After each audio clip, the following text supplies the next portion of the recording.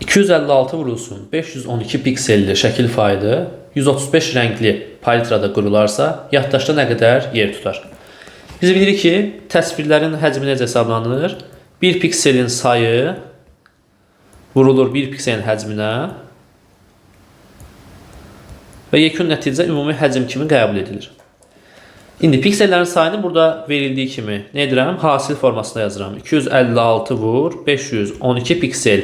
Yəni ki 2 üstü 8 vur 2 üstü 9. Buna nə edərəm? Qüvvətlər cəmlənər vurmada edər 2 üstü 17 piksel.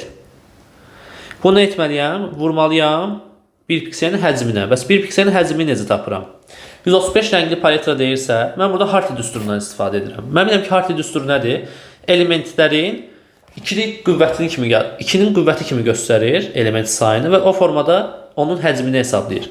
Məsələn, 32 element və ya da simvol, rəng, hər hansı bir anlayış bizə kodlaşdırılırsa, 2'nin qüvvəti kimi yazılır və qüvvət onun hər birinin həcmidir. Yəni, həcmi kimi qəbul edilir.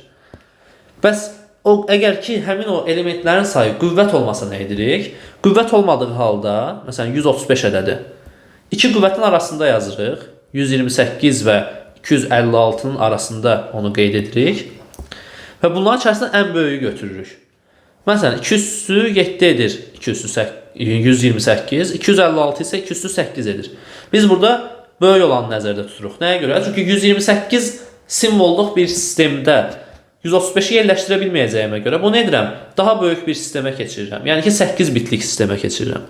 Deməli, bizə də nə olacaq? Hər bir rəng, yəni hər bir piksel 8 bit yer tutacaq. Və ümumi həcmində nə edəcəm? Adi bir hesablama ilə tapa biləcəm. Burada yazacağım 2 üstü 17 vurulsun 2 üstü 3 kimi, yəni ki 2 üstü 20 bit. Bunu kilobayta keçirdərəm. Kilobayta keçirdikdə də 2 üstü 13'ə böləcəm. 2 üstü 20'ni böləcəm 2 üstü 13'ə. Və yekun cavab olaraq 2 üstü 7 kilobayt tapacağım. Sonra da bunu təbii ki 2 üstü 7'nə kimi yazaram, 128 kimi yazaram və 128 kilobayt cavabını əldə edərəm və cavab olaraq Y variantını işarələyərəm.